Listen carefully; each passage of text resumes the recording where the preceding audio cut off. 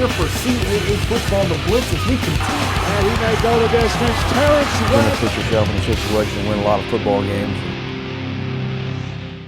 The regular season has officially come to a close, and we're here with CAA football's The Blitz to get you ready for the 2012 postseason. I'm Bobby Broyles, joined by Scott Meyer. And Scott, before we get into the teams that made the playoffs, how about we sum up the 2012 CAA football regular season, because it was definitely one to remember. A wild ride there at the end, the last weekend of the regular season. 5 games. You basically have to watch all of them to see how it plays out. Old Dominion, James Madison, the winner there, basically decided our auto bid, giving it to Villanova. So all of our teams keeping a close eye on that. And then across the landscape of the FCS, also watching who's winning, who's losing, who's going to get those at-large, those coveted at-large bids, those 10. Certainly disappointed Towson and Richmond did not make it in. 4 straight wins for both of those programs. Obviously, the wins were there, but I think when you talk to the committee, they say strength of schedule. We have to go off of what they say, and we're going to go with the 3 that made it in and talk about those later in today's episode. Absolutely. But before we break down this weekend's postseason action, let's take one more look back at a wild finish to the regular season with highlights and the players of the week. A game with wide-ranging league auto bid and title implications kicked off Saturday's action as the 7th-ranked New Hampshire Wildcats played host to the 19th-ranked Towson Tigers. First offensive play of the game, New Hampshire quarterback Andy Vallis fakes the handoff and finds daylight down the sideline. He would score from 77 yards out to give the Wildcats a quick 6-0 lead. Towson would score 14 unanswered points as Terrence West takes the pitch and scores from 4 yards out to give Towson the lead. Then on the next Tiger possession, as West finds a hole in the right side of the Wildcat defense and rumbles 64 yards to the 1-yard line. That would lead to a Dominique Booker 1-yard touchdown run to give the Tigers a 14-6 lead.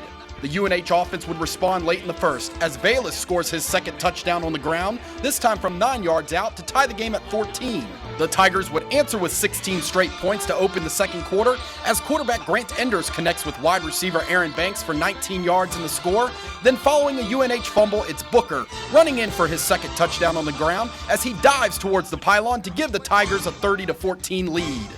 The Wildcats would rally before the half as Vallis connects with tight end Brian Sisconi across the middle for the score to cut the Tiger lead to 8. Then right before the half, Towson lined up for a 44-yard field goal, but it's blocked and Stephen Timms picks it up and scores with no time left before intermission. Wildcats are right back in it now, down by 2. The second half would belong to Grant Enders and the Towson offense as Enders would throw for a touchdown and rush for another in the third to give the Tigers a 43-28 lead. Then in the fourth, Towson would get a little help from the defense as Thomas Bradley strips Vallis of the football and right into the hands of Brian Boateng, who runs it in for the touchdown, and Towson is up 57-28.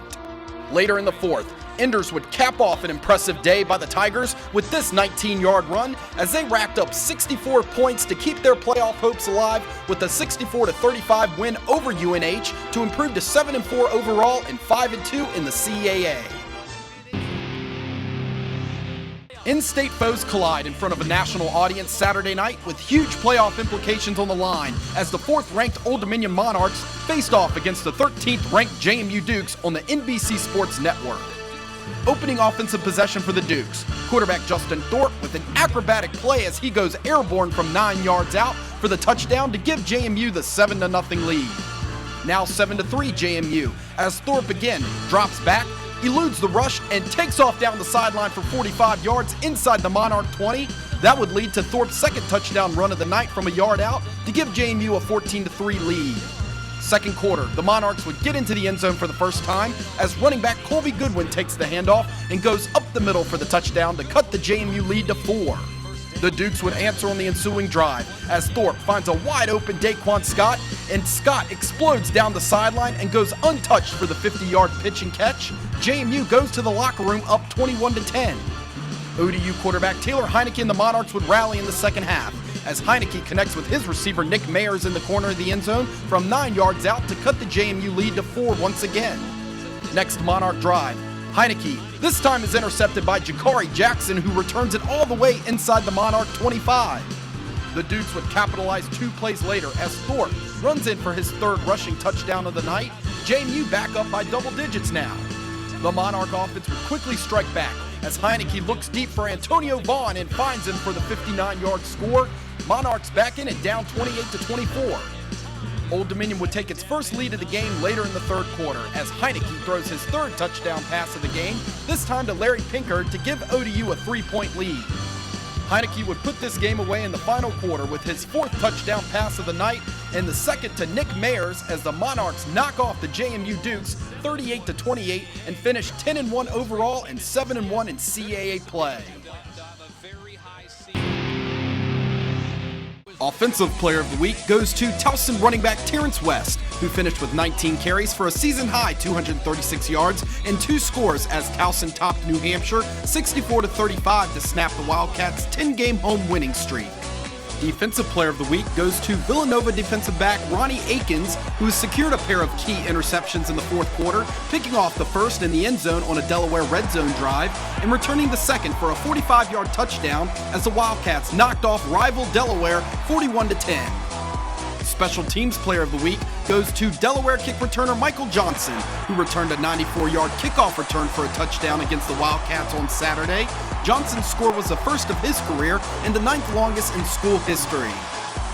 Rookie of the Week goes to Maine running back Nigel Jones, who earned his second straight weekly honor after rushing for 182 yards and 2 touchdowns in the Black Bears' big 55-6 road win over Rhode Island.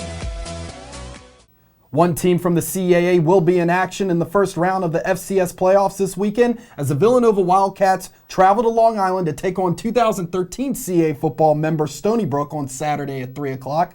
That game can be seen on ESPN3 and the Watch ESPN app. Saturday's winner will advance to take on Montana State and Bozeman. Scott, what do the Wildcats have to do to get the win, and what's your final score prediction? Final score prediction, huh? No, I think what you have to do and look at Villanova in terms of a win is control the ball. Their recipe for success this season has been controlling the offensive tempo of the game.